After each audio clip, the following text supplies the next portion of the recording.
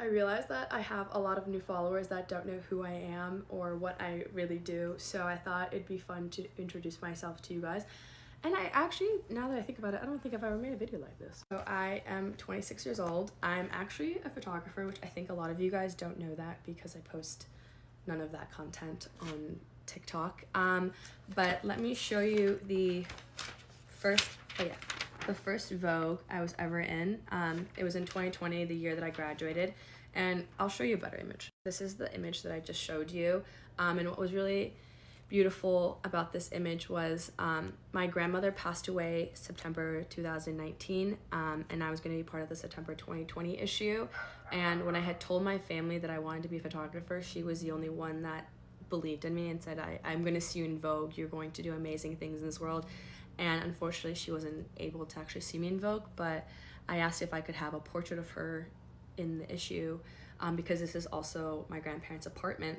And they said yes. And so she's going to be forever in Vogue. And if you guys can remember, the September 2020 issue was one of the biggest issues because of, you know, the Black Lives Matter movement. So it was really emotional. This has to be one of my favorite images I've ever taken, and it's because of this background. So this is my mom and her brother. Working with Vogue has been one of the most exciting experiences of my life, not only because it's Vogue, but because of the creative freedom that they allowed me to have.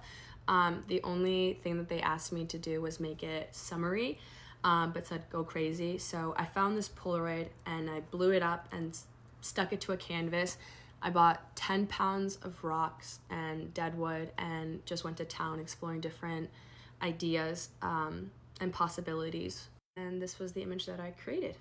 This is the other project I did for Vogue, and I just love the story behind this image. So it's a self-portrait. The reason why I love the story is because Anna Wintour specifically asked me to take a self-portrait because of this image that they used for a write-up about 12 recent graduates from all around the world graduating during the pandemic. What's really crazy about that image in particular is I had to move my couch out the way. It was at 4 a.m. I was for a college assignment to take self-portraits, and yeah, I just didn't know that was gonna land me doing self-portraits for Vogue. This is my next favorite image I ever took for them, and the reason why is because they gave me 24 hours to take this image and I did not know what to do, but I found these placemats at a thrift store.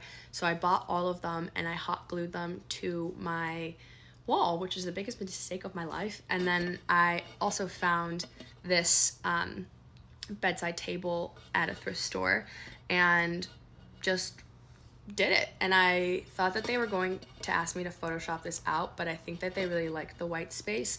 And I love showing that image because it allows people to realize that like you don't need a big studio with expensive lighting to create beautiful work.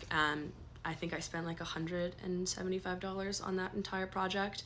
And it just shows like if you have an idea, go for it and don't think that you need a big budget to accomplish your dreams. Since then, I've been able to work with a lot of different publications that I've only ever dreamt of working with. I used to have a list back in high school of all these magazines that I wanted to work with, and the fact that I've already accomplished that list at 26 is mind-boggling. I think one of the most unexpected companies that I've worked with has to be Architectural Digest because I never thought that I was an interior photographer, and I just found a new love for that. So during the pandemic, a lot of editors were having portfolio reviews, which is how I started to work with the New York Times. But yeah, that's my photography side. And then as of recently, I would say like 2 years, I've become a content creator, but that also happened by mistake. I think a lot of you guys know me as like the girl who inherited a bunch of her grandmother's clothing because I did I think it was like a 12-part haul of all of the clothes,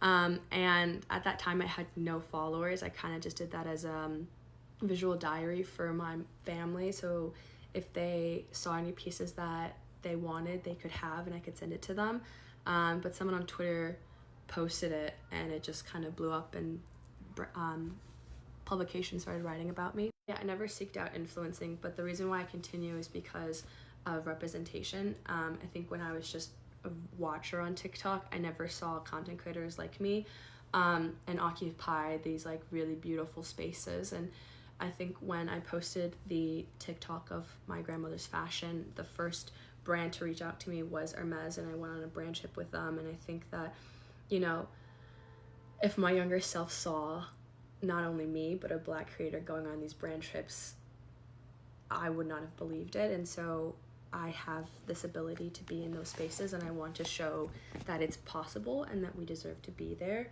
I think that's all. I do have a dog named Otis that you guys love, but he's sleeping right now and I don't want to wake him up.